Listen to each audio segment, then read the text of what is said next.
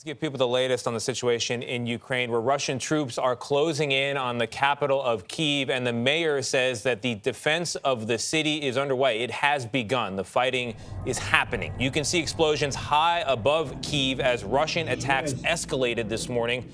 At this hour, more than 130 Ukrainians, among them civilians, have been killed, and that number could be a low estimate. President Biden vows that a new round of sanctions will impose severe cost on Russia's economy. These new sanctions target Russian banks, oligarchs, and their families, also high-tech exports. However, they stop short of hitting Russia's energy industry or cutting Russia out of the SWIFT payment system that allows banks and money transfers all around the globe. For more on all of it, let's go to Republican Senator Ben Sasse of Nebraska. He's joining us from Capitol Hill.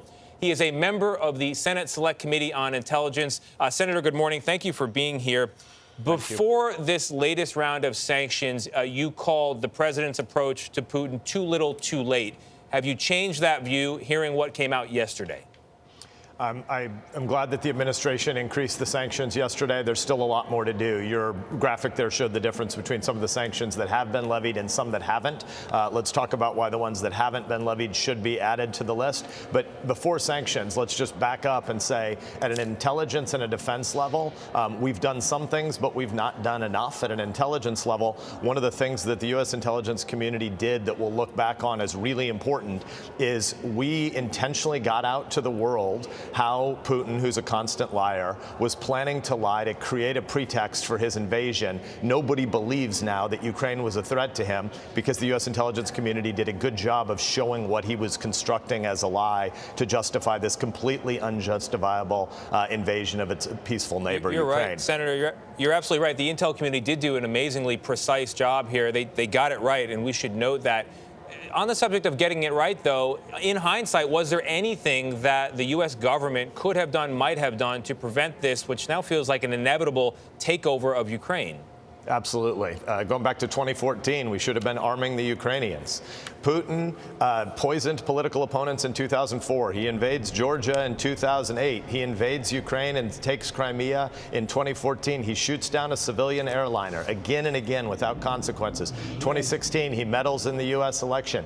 He poisons Navalny again in 2020. He amasses 150,000 troops on the border, and the U.S. and Europe are just sort of slumbering giants saying, well, hopefully he doesn't mean bad. Here's who Putin is. He means bad. He's evil. He has big weapons. He has big will. You may think he's a genius. You may think he's a madman, but he's got will and he's got weapons. We can't be indifferent to this. We should have been arming the Ukrainians a lot more to date, and we need to do more starting now.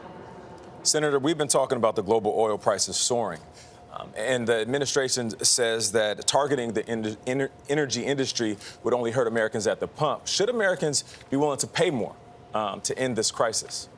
Well, first, the American people have to understand that the last 77 years, going back to 1945, have known unbelievable peace. And one of the benefits for that has been unbelievable prosperity. But the world is a broken and dangerous place. There are lots of sinners. All of us are in our hearts. But not everybody has Putin's weapons. And we need to recognize that appeasement has never worked against a man like Putin. He'll have to be stopped at some point. Let's be clear. Nobody's talking about putting troops on the ground in Ukraine. But we need to be absolutely certain that Putin understands that we and all of our NATO allies stand together, and that we will arm the Ukrainians, and that we're going to put pressure on people like Germany, who've been unwilling to cut off the Nord Stream 2 pipeline, which is one of the main sources of cash for Putin. So the administration has a very important internal debate, which is legitimate, about whether or not certain energy sanctions could drive up prices in ways that could accidentally benefit Putin, because, to quote John McCain, Russia is mostly just a gas station masquerading as a nation right now.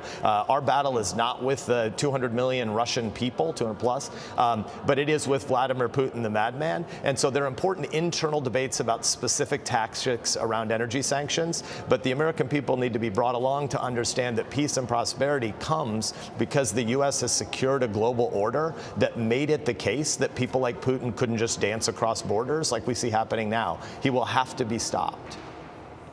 Senator Sasse, I think you'll appreciate this story. I was in L.A. last week, and I went to a food truck because I like fine dining.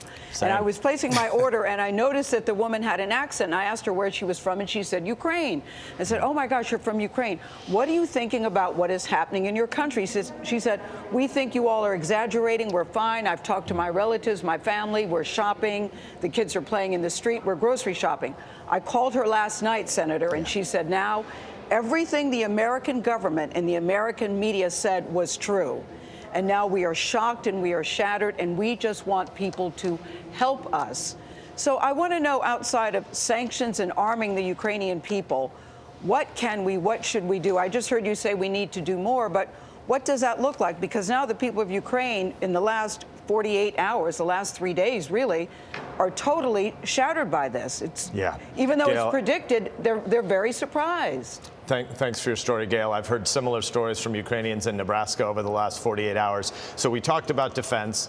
President Biden needs to send an emergency supplemental defense request to the Congress now, and we need to be arming the Ukrainians. We need to be sharing actionable intelligence with the Ukrainian resistors and with their military so they can kill the invading Russians. We need to have more sanctions, but we also need to have a kind of lifestyles of the rich and famous made-for-TV Russian jackasses in London show, where people understand why the Ukrainian billionaires who've been enabling Putin need to be perp-walked out of Western and free countries and sent back to live in the hellhole tyranny that Putin wants to create in Moscow. These guys are getting rich off enabling Putin, but they don't really want to live as his next-door neighbor because they know the guy's unstable. They know the world is dishonorable if Putin has more power. And so we need people in London, we need the British government to step up with more targeted sanctions against Russian billionaires in their city. We need to be doing a lot more that also prepares for the refugee crisis that's coming to Poland and beyond. And I'll commend the president yesterday at sending more U.S. troops to Poland and recognizing that the